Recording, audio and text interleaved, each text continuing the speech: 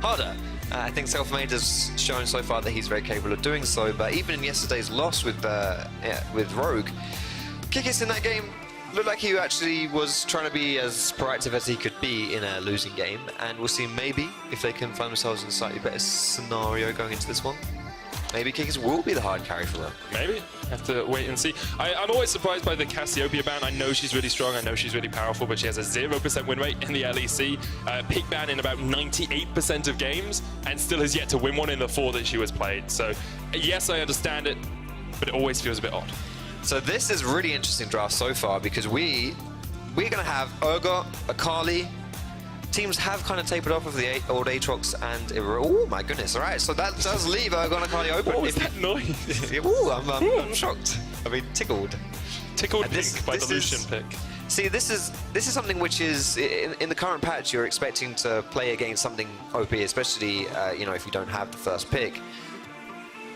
But this is, you know, I'm a little bit surprised with how this one's going down from SK side, because Crownshot has been, in my opinion, one of the weaker links on this team. Okay. So there is an argument for wanting to secure a favorable matchup for him early, but at the same time, I would prefer to see them put a bit more priority picks in other lanes and let them do the heavy lifting.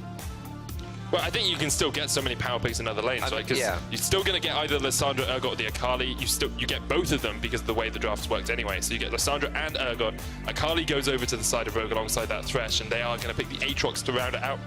Aatrox has fallen a bit out of favor recently, but still a very powerful pick on this patch. There was one point where he was like, you know, first pick worthy. Teams were picking him a lot, but recently we haven't seen him so much this week, but we'll see that on the side of Rogue this game. We will. Looking at what we have left in terms of picks for the teams, you're looking at junglers, support on the side of SK, and then probably an AD carry and jungler for Rogue. Of course, maybe there's a superflex that I don't know about, you know, put the Aatrox down towards that bot lane, or can jungle, obviously. Yeah, he can go in the jungle. That one wouldn't be too unfamiliar. But I would be, I mean, as you're seeing here, you're banning away the AD carries from SK because that's the one you know hasn't been picked yet. And similarly for Rogue as well.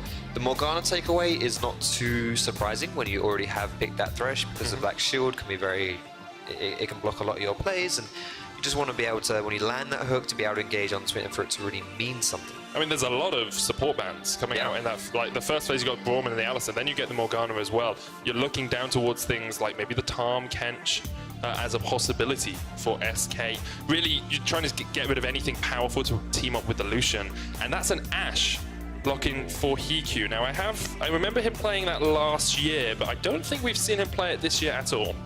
Yeah, the Ashe is an interesting one here. This, to me, sounds like they want Hiku to be more of a supporty role, and they want him to be able to play towards his team and to get those initiations, but not necessarily be the primary carry. And to be honest, when you've already got that Ashe and that Aatrox, especially if they are the solo laners and the Aatrox doesn't flex into the jungle, you have very strong carries already. And if you pair that with a Thresh, you've got so much pick on your squad, you've got so much damage there as well. I actually really like what Rogue has done so far and the way they're allocating resources to playing towards their strengths in the draft. So Ashe is something we've seen a little bit in the LCK and the LMS, and also in Vietnam and Turkey. Like the whole power of it is the pick potential, of course, as you said, with the arrow. So I'm very intrigued to see it locked in. Then we have the Pyke and the Gragas for the side of SK. So Selfmade will be piloting Gragas in the jungle. And final pick here for Rogue. It looks like Kikis is going towards the Nocturne for himself. Yeah, it's going to be locked in as well. So Gragas Nocturne is going to be the jungle matchup.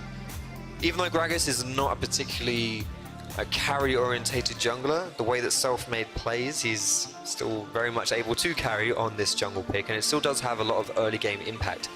So Selfmade is going to be one we're going to be taking a look at in the pre-6 stage, and then obviously as soon as Kikis unlocks his Paranoia, again, you can look to see him make those plays across the map. I would actually like to see them target Crownshot in the bot sides. I think the way that Rogue has done these bans here, you mentioned loads of support bans and that Cassiopeia ban, which often gets put into the bot lane. To me, this says that we want to attack you in the bot side of the map, and the supports kind of carry the lane phase. Yeah.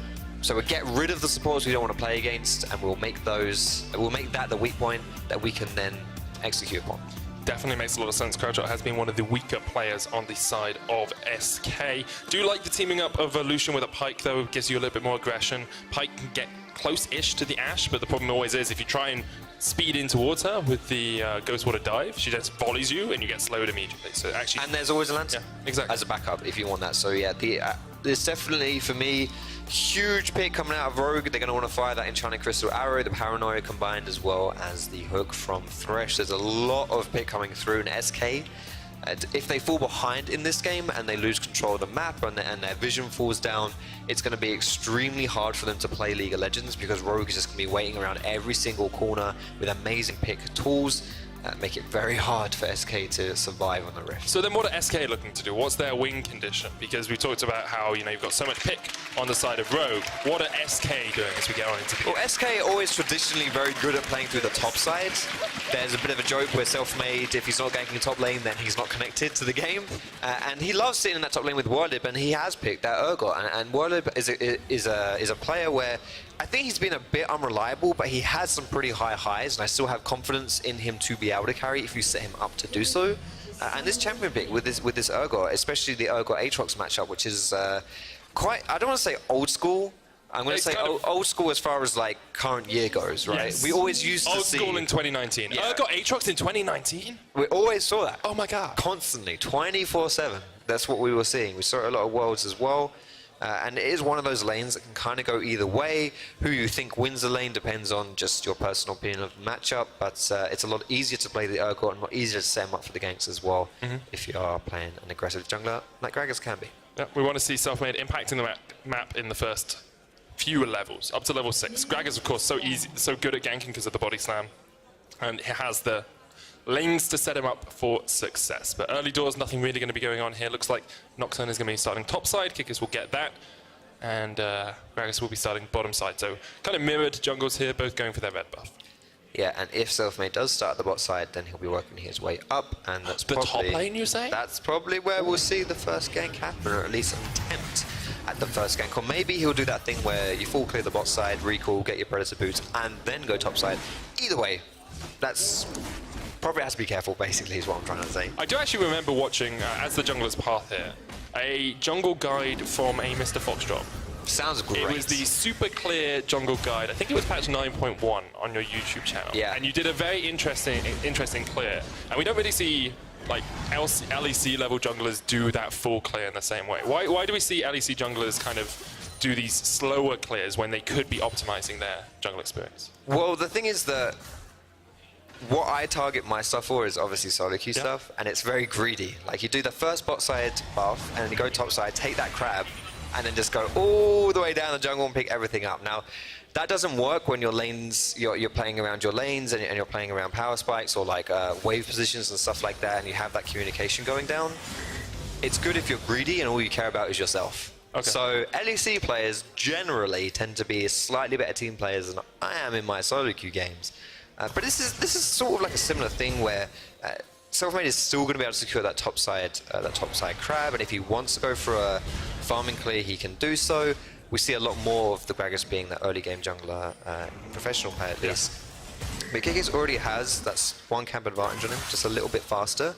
Things are coming down that bot side though. I think he's going to go and try and invade for the Krugs because he knows that Selfmade didn't do it when he was only level 2 because he contested those Razor Beaks. So the good thing for Kikis is by taking these away, he actually gets more experience out of the jungle just generally, can build up towards that level 6 even quicker. With the jungle changes on 9.2, we see junglers tend to hit level 6 between sort of the 7 and 9 minute mark, depending on how speedily they've been able to jungle. I think last week actually Kikis was one of the slowest, hitting at 9.5 minutes in their game against Vitality, but he was heavily counter-jungled in that game. And which is funny because Kikis is, in my eyes, the counter-jungler king in the LEC. He did that a lot when he was playing on Vitality at the end of the summer split last year, which took them into Worlds off of that playstyle as well. I think he had something like 5 MVP points in about 4 games. Yeah. So he was definitely hard carrying Vitality through his playstyle.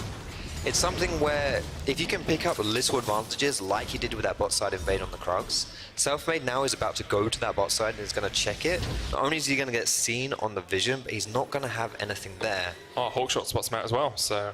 Doubly spotted out. Yeah. They know exactly where Selfmade is. They know he's only level 3. They know that Kikis has that level advantage. Also, an advantage for Pyrion in the mid lane. He's got teleport over the cleanse of the Akali.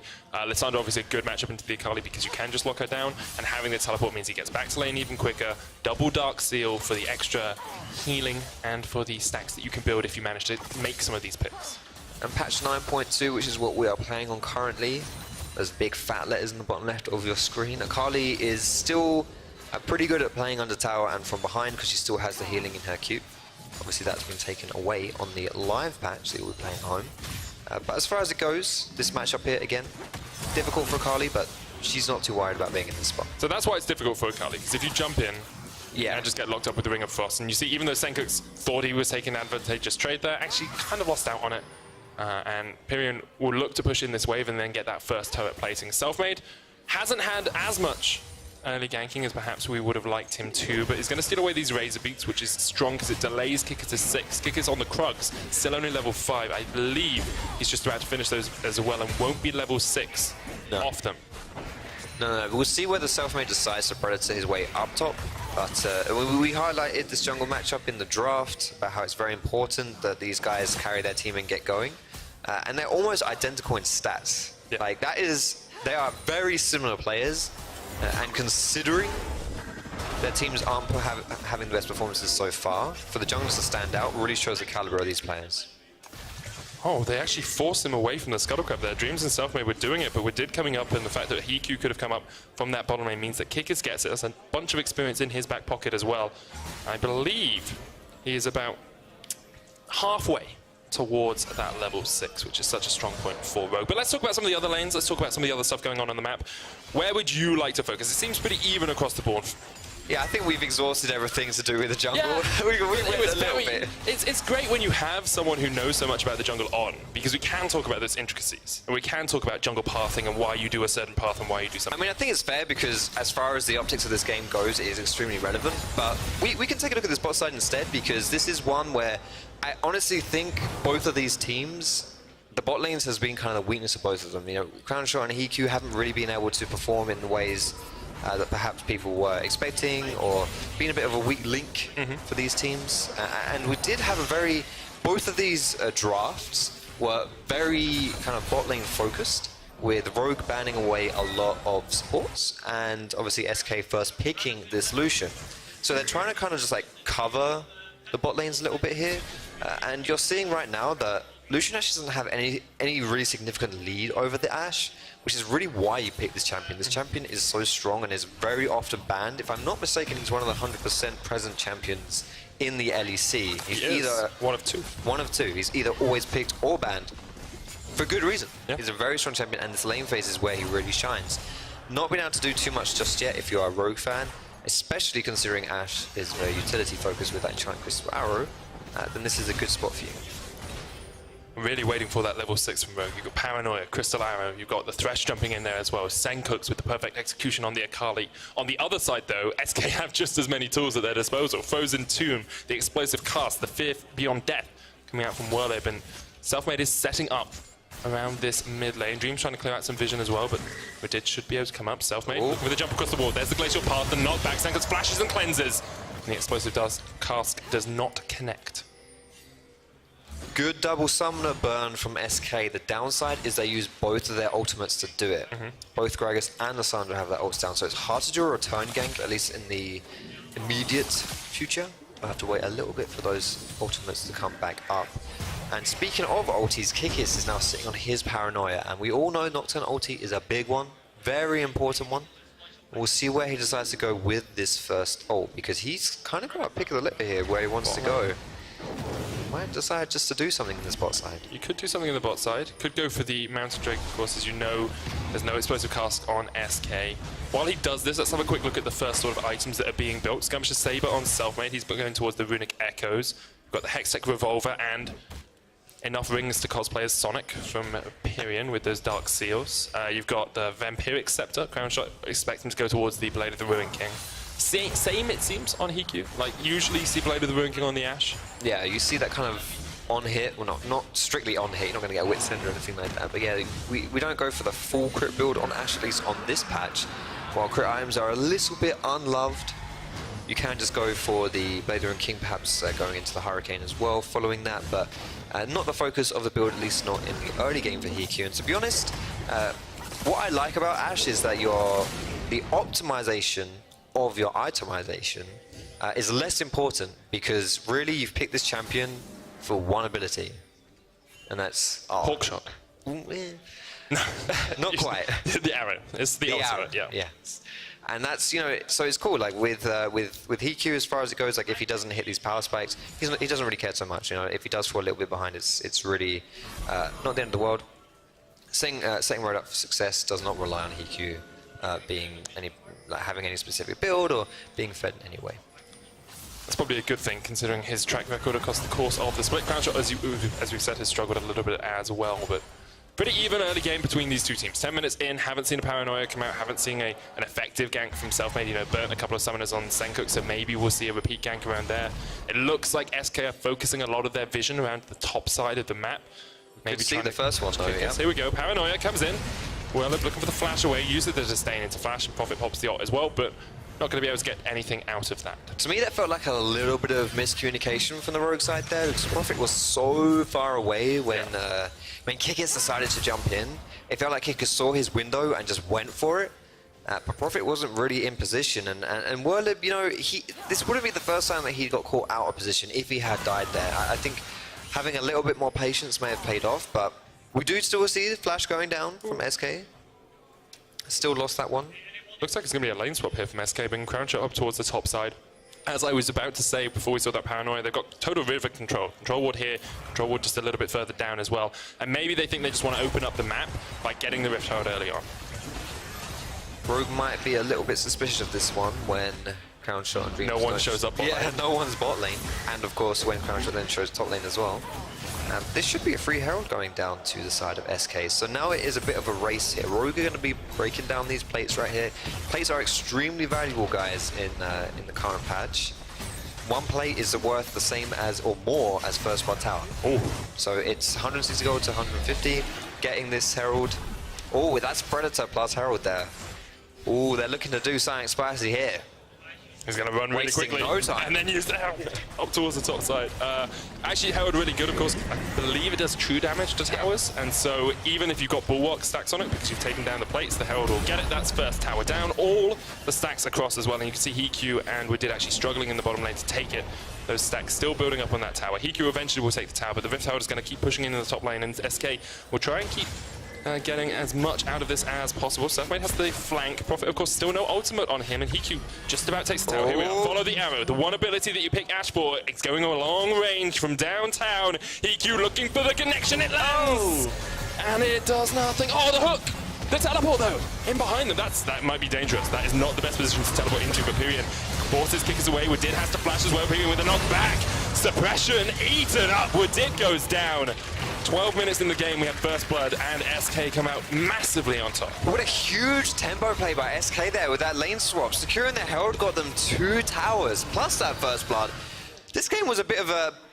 not much was happening. Yeah. Nothing was going on here. We were 10 minutes into the game. It was looking pretty standard, and then suddenly, bam, SK just like, you know what, lads, let's do something. You fancy doing something? All right, nice. Let's secure ourselves a 1.5k gold lead and get 2 towers. How does that sound? The latest first blood of LEC Spring. Really? So, yeah, it's pretty impressive. And the arrow does connect, and maybe they think they can do a little bit too much because it hits down from long range. You know, Selfmade gets caught out. The hook then hits from Wedid as well. But really, as soon as the teleport comes in, Rogue needs to be running away. Yeah, and it is a bit of a bait here with the Hikyu Ashe ulti, but it's one of those things where Selfmade is very squishy at this point. And if you can catch him out, maybe you can blow him up. But yeah, that TP here from Lissandra really did just kind of put the nail in the coffin for Rogue in that first blood.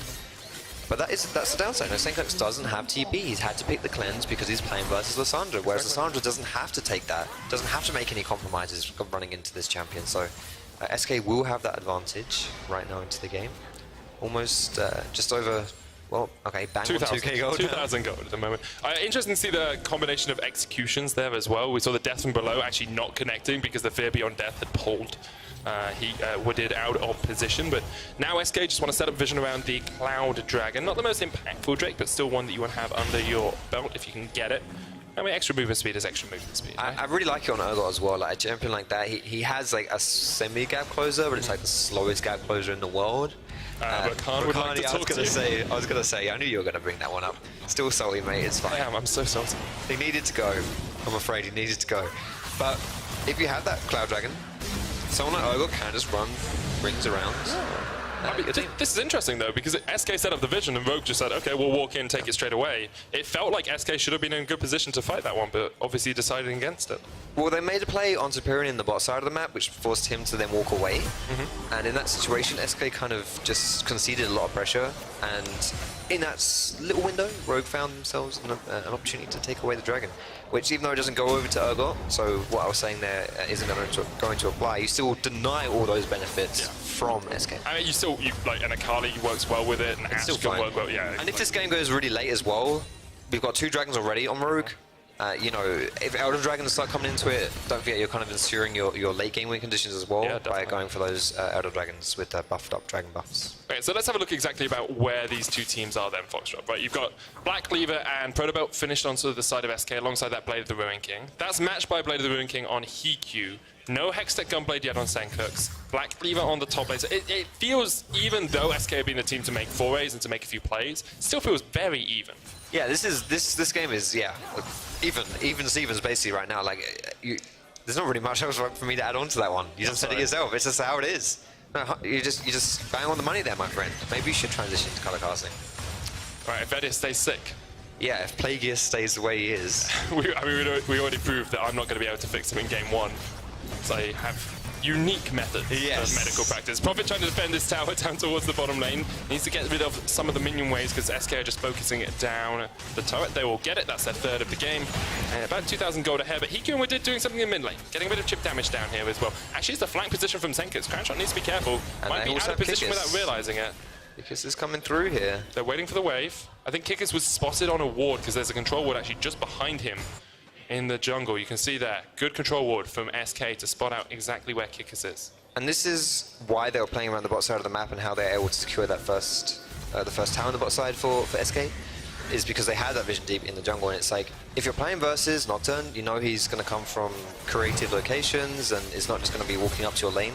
So you have to have this deep vision down, else you are at a massive risk about getting collapsed on by a paranoia. So got to get that vision down. Works in this situation. And SK are able to hold on to their 2k gold. Yeah. I do love the fact that we highlighted how important the junglers would be for these two teams, how important the early game was, and then neither of them really did a huge amount. Absolutely nothing happening. We cast a curse at them entirely, but they still have the opportunity to impact the map. I mean, they might still pop off, but what surprised me about Selfmade specifically when he was playing that Xin Zhao game recently is Xin Zhao, that early game champion. We were like 30 minutes into the game and he had the highest damage on his team. Like this guy, even if he's playing like a champion that is very good at a certain point, won't stop being good after he's like gone past that point. And to be fair, Gragas is, as well is like, you don't. I mean, if they wanted to pick someone that is just good and early, they would have picked someone like the Xin Zhao. But they've gone for the Gragas because he's going to have a bit more of an engaged power, be a bit more tanky as the game goes on as well. And we'll see whether or not Crownshot can step up here as well, because he is SK's best primary damage threat. Yep, definitely agree with that. He's going to be putting a lot of damage down on the solution. I do just want to pop back towards those gold numbers that we had a look at just a second ago, because although it may not seem it, there's actually a huge discrepancy in the top lane. About 1,000 gold difference between the two laners, all because of those turret plates. Obviously the kill helping as well, but those turret plates doing a lot of work. And then 1,000 gold in the mid lane as well. Obviously partly due to the CS. Good stun lock up onto what did. Crownshot gets the kill. I shouldn't have been looking at the bottom of the screen. I should have been looking at the top of the screen there. That was good stuff from SK. Perhaps Wadid was doing the same thing as you. Yep. Oh, arrow straight onto Lissandra though, trying to get away. She's going to be hard to kill. Frozen Tomb comes down. He still has the flash. Flashes into the glacial path. Prophet lands the knockup. Senkux jumps across the wall and now Rogue going in for the fight. Won't end a knockback. Death from below on Senkux. He uses the perfect execution to get away. The ignite is ticking. It's enough. Crownshot gets it. 2-for-1 trade now for SK as they push down towards this mid lane tower. They're going to get that mid lane tower. They may even look for a little bit more here as well. Might increase this gold lead substantially with this push. Great pick onto Wadid to start it all off. SK still pushing in. Got a cannon wave here as well. Hikyu looking for the defense. Doesn't have the arrow, but Wadid has the ult. With Selfmade pulled in. The hook lands only onto a minion. Wadid got caught up with the fear beyond death, but it's not quite enough damage. Profit flashing forward, Selfmade down. Whirlib now needs to be careful as well because he's knocked up, and Hiku can chase. Has a lot of damage coming out from that range, just focused on the Ash, and that's a second kill, a double one for Profit. Good reaction from Rogue to stop SK in their tracks. Well, SK biting off a little bit more than they could chew right there. It started off pretty well, getting a kill onto Crown Shot, getting that tower. Ooh, but just overstaying a tad. Rogue, nice reaction right there, and that's exactly it. You want to punish the enemy teams for their mistakes if you want to not have a game slip away from you. You can't let these windows open and close without you punishing the enemy team for it. And it all started right here where Radid was just a little bit too far forward. Like, he doesn't have the vision in this situation, and SK, especially with that pipe pick just by himself, huge pick potential. And you know, trying to go in onto Lissandra, who has Stopwatch, Aftershock, Ultimate, plus the E, is very difficult to do. And in doing so, Rogue kind of just overexerted here, and SK were able to punish. I really like the flash forward from Crown Shot there as well, just finish off, get those double taps on the Senkux to let it burn down with the Ignite. But that's really where it ends for SK as far as positivity goes. Eyes is too big for their stomach here. Probably weren't expecting the teleport coming in from Profit as well on towards that tower. They just turn it around. Whirlib gets caught out, and this is one of the powers of Ashe is if you start running away from her, you never get away from her. She just follows you for days with that slow. We did see an Inferno Drake go across towards SK during those replays, so with their 2,500 gold lead, they do have a Dragon as well. 2 kills on Crown Shot. He's got the Black Cleaver finished up, and he's in a very strong position. But Profit actually stepping up to the plate this game as well. 3-0-0 on the Aatrox. We wondered how much of a contested pick it would be, considering we'd seen it fall through so many drafts, and it seems to be working. Yeah, that last play specifically really did just boost up Profit in his gold, and now he's going to be much more on par with Whirlib on that Urgot. It's one of those matchups where Aatrox builds pretty much full damage, and Urgot goes 1 damage item and then goes full tank. So as far as the game goes on, it all... Oh, good reaction there. Ashe almost catching Crown. Oh, you can't dodge that though. It did hit it. The paranoid comes out as well, and immediately Crown Shot is dead. Kikis goes golden to stop death from below, hitting him. Flashes away. Now Pyrion's on the wrong side of this. Doesn't have the flash, has the claw though. Pulled back with the flame. Profit pops the world ender for the movement speed. Senkux here on the flank as well. Pyrion uses the Frozen Tomb. Fear but beyond death hits onto Profit. That's not the target you want. Selfmade gets one. Profit has to jump the wall as well. Whirlib still looking for the chase here. Hiku needs to get away from that Urgot. And really... very, very close fight between the two teams in the jungle. AP Gragas, when you get that belly bob, you do so much damage. You found 3 people with that, I believe. That was absolutely... oh, man. That salvaged that play for SK right there. But it all starts with Crown Shot putting on his blue suede shoes, and he gets the first one and then trips over himself in the second one. A really good catch out here by Rogue. It's really what their team comp is good at doing. We mentioned that. The Ashe ulti, the Thresh, the Nocturne. It's really hard to get away from these guys if they find you out of position. And it looks like at this point, Rogue just chasing SK down, and SK again, just too far forward. But look at this right here. Oh! Mate, that is beautiful. I love to see it. You love to see it. I mean, that is just the... oh, I love it. I love the belly bop. It's my favorite thing. It's the animations where he literally just like slides forward, belly first, as you do, and then just whips up his cart and dunks it on top of you. And if you're AP Gragas like that, you got the spell pin boots going down as well. Oh man, it's so satisfying. Maybe I'm just projecting, but I like that's the jungle main talking. Yeah, well, I've been on the receiving end of that too many times. That's true. But yeah, it's good stuff from Selfmade as well, having the awareness to position in the Baron pit as well to get that jump across. So good, well played overall from both teams. Still about 2,500 gold lead between them. And interesting to see the Runans on Hiku. He's starting to build up towards that sort of later game Ashe. Another good hook from Wadid into the arrow, takes the lantern. Dreams caught out, goes golden, but isn't long for the world you have to feel. He's taken out, tower falls as well.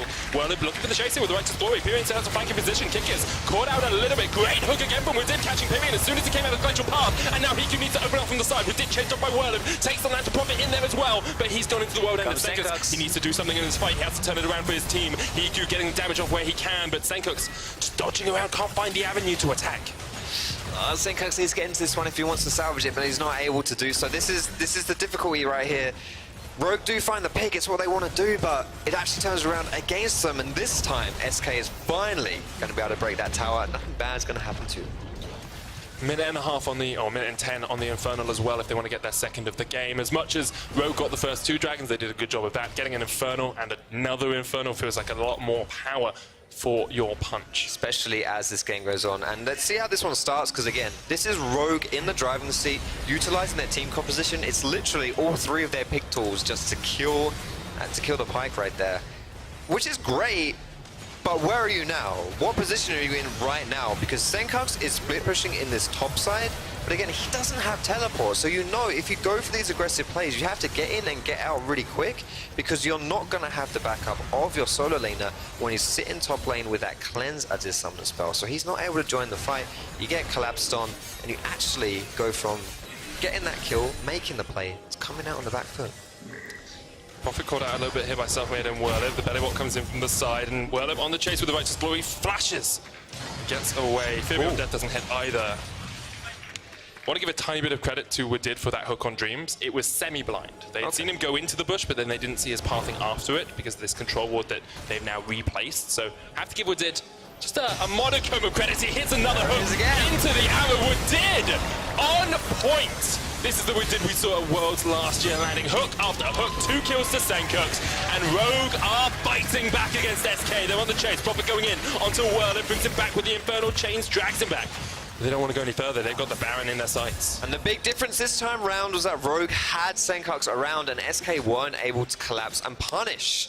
So Rogue really executing their team comp extremely well, finding hook after hook after hook. Huge credit to Wadid. When you find those hooks, you follow through with the Ashe ulti, the press R, the Nocturne ulti as well. Man, you have to be so disciplined as SK to not just get constantly caught out here. Infernal Dragon in the sights of Rogue, but SK trying to force them back away from it. Who's back up? Got Crown Shot and Dreams on their way towards the Inferno. They're recalling on a ward on a ward. Senkux on it. Hasn't got the teleport, of course, and SK.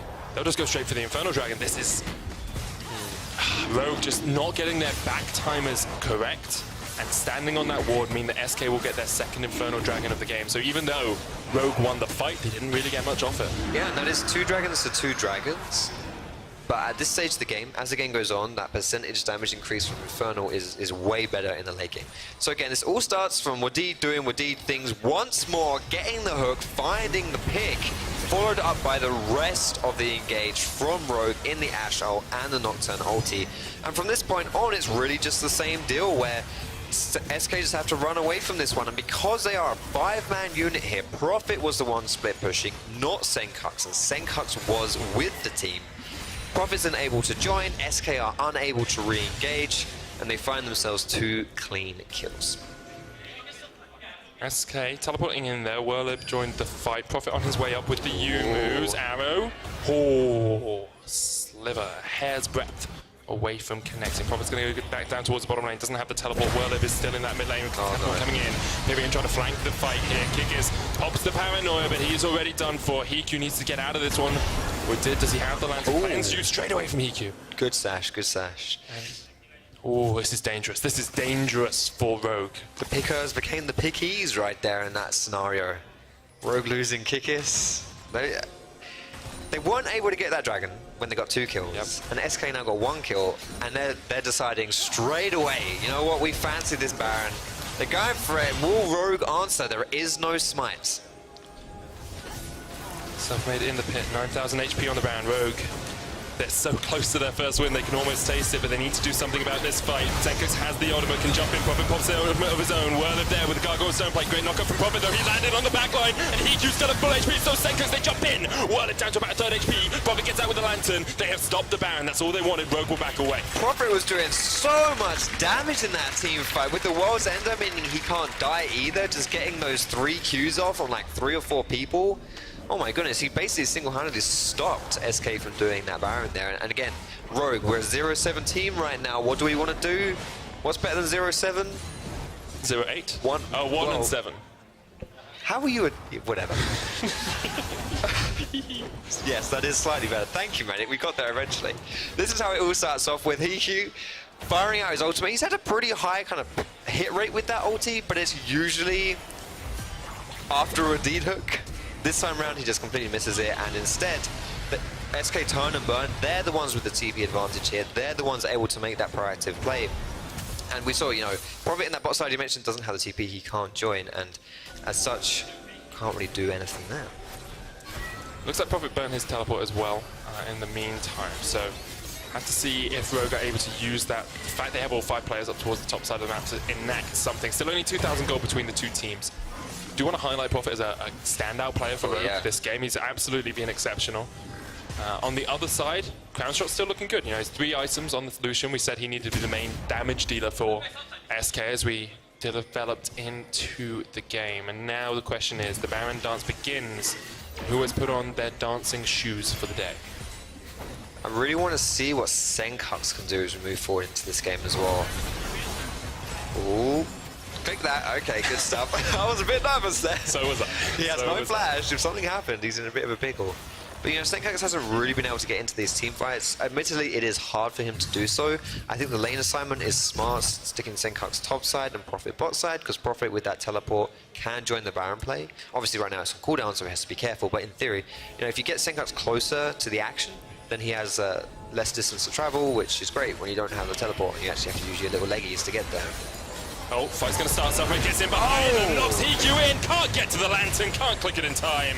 Good catch from SK. They'll turn their eyes back towards the Baron. Once again, you have to feel as they are in a 4v5 situation. At least this time, though, Rogue still has their smite. So if oh goodness. Oh, Giga's face checks. Down into the J. The lantern goes down. There's the box as well, but we did caught out.